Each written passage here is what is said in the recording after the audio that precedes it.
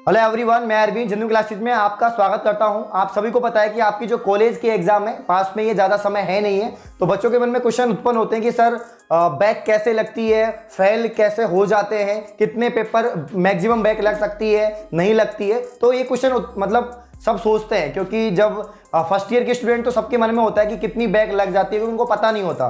Second year final year में आगे तो हम थोड़े सीख जाते हैं कि क्योंकि आपको एक्सपीरियंस हो जाता है, क्योंकि आप 2 साल 3 साल बिता लेते हो कॉलेज में, तो आपको एक्सपीरियंस हो जाता है। ज़्यादातर जो क्वेश्चन दिमाग में आता है वो फर्स्ट ईयर के स्टूडेंट में आता है। तो जब मैं खुद कॉलेज में था तो मेरे दिमाग में भी क्वेश्चन आते थे कि कितने मैक्सिमम बैक लग सकते हैं, या कितने नंबर पर हम पास हो जाएंगे या फेल हो जाएंगे। तो ये सारा आपका जो कन्फ्यूजन है, इसको मैं इस वीडियो के अंदर आपको जो भी डाउट है मन में वो क्लियर कर दूंगा, और काफी सारी बातें बताने वाला हूं इस वीडियो के अंदर आपके एग्जाम को लेकर कि भाई कितने नंबर चाहिए पास होने के लिए, राजस्थान यूनिवर्सिटी का क्या पैटर्न है, कितने बैक लग सकते हैं मैक्सिमम, कितने बैक नहीं लगते हैं। तो आपको पैसेंस बना के एंड तक वीडियो को देखना है। और जिसने अब तक चैनल को सब्सक्राइब नहीं किया गाइस, वो चैनल को सब्सक्राइब करें, बेल आइकन को प्रेस करें, जिससे आने वाली सभी वीडियो की नोटिफिकेशन आप तक पहुंच जाए। तो यहाँ पर मैं सबसे पहले बीएससी स्टूडेंट के लिए बात करने वाला हूँ कि बीएससी में आपका जो पैटर्न है पास होने का या बैक लगने का वो क्या रहेगा। उसके बाद बीए वालों की बात करूंगा, बीकॉम वालों की भी बात करूंगा, क्योंकि सबके अलग अलग पेपर होते हैं। किसी के 9 पेपर होते हैं, एक सब्जेक्ट के 3 पेपर होते हैं, किसी के 2 ही पेपर होते हैं। तो डिपेंड करता है आपके कितने पेपर हैं उसी हिसाब से। तो यहाँ पर मैं आपको बताऊंगा कि बीएससी जो स्टूडेंट होते हैं उनके लिए कितने पासिंग मार्क्स चाहिए, कितने बैक हो सकते हैं मैक्सिमम, ये सब बताने वाला हूँ। बीएससी में first year, second year, final year में तीनों में सेम ही होंगे, 9 पेपर होते हैं आपके। अगर मैं यहाँ पर बात करूँ पीसीएम की बात करूँ, किसकी बात करूँ, पीसीएम की बात करूँ, तो फिजिक्स के अंदर आपको पता है 3 ही पेपर होते हैं, पेपर फर्स्ट, पेपर सेकेंड और पेपर थर्ड, 3 पेपर होंगे। सेम केमिस्ट्री में भी आपके 3 ही पेपर होते हैं, केमिस्ट्री में भी आपके 3 ही पेपर होंगे, और मैथमेटिक्स में भी आपके 3 ही पेपर होते हैं। मतलब टोटल आपके 9 पेपर होंगे। कितने पेपर होंगे? 9 पेपर होंगे। अब आप बोलेंगे सर कि मतलब सभी में पास होना जरूरी है क्या? तीनों सब्जेक्ट के अंदर पास होना या 9 पेपर के अंदर पास होना जरूरी है क्या? तो अगर आपके जैसे फिजिक्स के अंदर आपने टोटल 36 मार्क्स लिया है, वहीं केमिस्ट्री में आप टोटल 36 मार्क्स लिए हैं 100 में से, थ्योरी में से, और मैथमेटिक्स के अंदर आपको शायद समथिंग 42 मार्क्स चाहिए, क्योंकि आपका प्रत्येक पेपर जो होता है वो 40 नंबर का होता है। तो इतने मार्क्स अगर आप लेके आते हैं तो आप पास हो जाओगे। ये तो आप पास होने की है कि भाई मिनिमम 30%, 36% मार्क्स आपके होने चाहिए।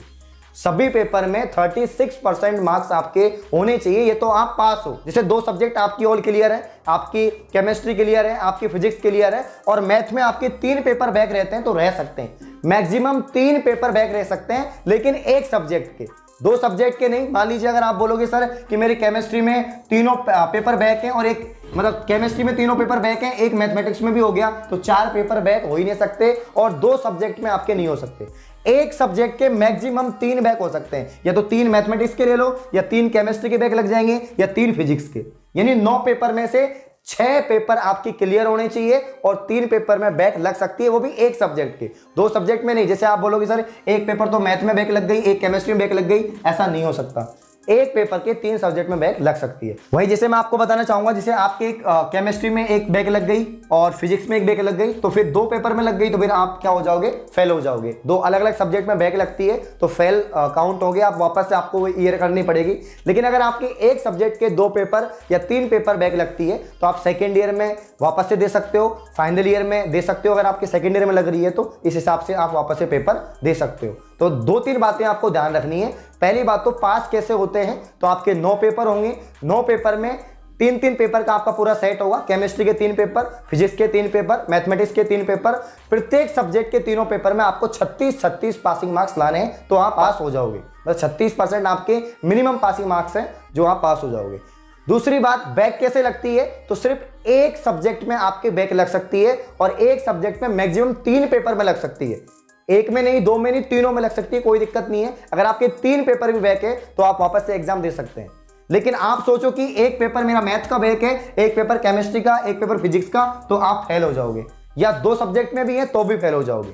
तो एक सब्जेक्ट के 3 या 2 या 1 हो सकते हैं पेपर बैक, 2 सब्जेक्ट के आपके होंगे नहीं। वही काफी बच्चे बोलेंगे सर एक सब्जेक्ट के 3 पेपर होते हैं, तीनों पेपर में अगर 2 पेपर में 36 नंबर आ गए और एक में 0 नंबर आ गए तो क्या पास हो जाएंगे क्या? हाँ बिल्कुल पास हो जाएंगे, क्योंकि आपको ओनली 36 नंबर ही चाहिए 100 में से, मतलब 36% आपको मार्क्स चाहिए। अगर आपके पेपर फर्स्ट में और सेकंड को मिलाकर 36 मार्क्स आ गए और थर्ड में आपके 0 मार्क्स आए तो आप पास हो जाओगे, बिल्कुल हो जाओगे, कोई दिक्कत नहीं है। काफी बच्चे ऐसे होते हैं इनके फर्स्ट फर्स्ट पेपर में, सेकंड पेपर में अच्छे मार्क्स आते हैं और थर्ड पेपर में बहुत कम मार्क्स आते हैं या फर्स्ट में कम मार्क्स आते हैं, तो कोई दिक्कत नहीं है। ओवरऑल आपके तीनों को मिलाकर 36 नंबर होने चाहिए। तो वहीं मैं प्रैक्टिकल की बात करूं, काफी बच्चे सोचते हैं प्रैक्टिकल में तो फेल ही नहीं होते होंगे, ऐसा नहीं है, या बैक नहीं लगती होगी, बैक लगती है, प्रैक्टिकल में भी बैक लगती है। अगर आपके फर्स्ट ईयर में केमिस्ट्री के अंदर, बॉटनी के अंदर, जूलॉजी के अंदर, आपको सभी को पता है 50-50 नंबर का आपका प्रैक्टिकल होगा और 100 मार्क्स की आपकी थ्योरी होती है, तो 50 में से आपको पासिंग मार्क्स चाहिए 18 प्रैक्टिकल के अंदर।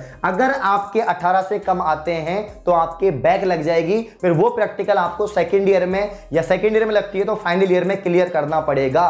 तो प्रैक्टिकल में भी बैक लग सकती है, तो प्रैक्टिकल की अच्छे से तैयारी करें। जब मैं बीएससी कर रहा था उस समय काफी बच्चों के बैक लगी थी बॉटनी प्रैक्टिकल के अंदर, तो आपको ध्यान रखना है प्रैक्टिकल में बैक नहीं लगवानी है, नहीं तो आपको सेकंड ईयर में या फाइनल ईयर में देना होगा पेपर। तो प्रैक्टिकल में मिनिमम पासिंग मार्क्स कितने चाहिए आपको? 18। तो आप अच्छे से तैयारी करें प्रैक्टिकल की। वही मैं बीए की बात करूं, बैचलर ऑफ आर्ट्स की बात करूं, तो बीए में आपके 6 पेपर होते हैं, मतलब 3 सब्जेक्ट के 6 पेपर, एक सब्जेक्ट के 2 पेपर होंगे लगभग आपके।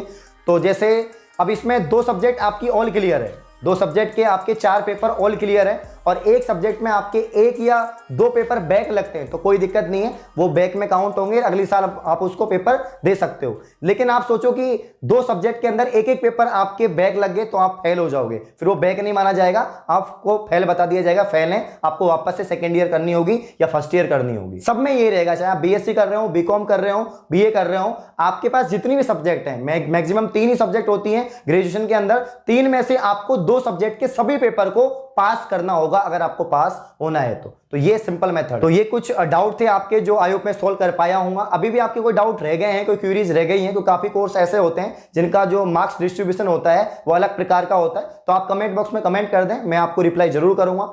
और आप डीएम भी कर सकते हैं इंस्टाग्राम पर, जेन्युइन क्लासेस का ऑफिशियल इंस्टाग्राम है, वहां पर आप मुझे डीएम करें, मैं पर्सनली रिप्लाई करूंगा। अगर ये वीडियो आपको अच्छा लगा तो वीडियो को लाइक करें, कमेंट करें, शेयर करें। धन्यवाद।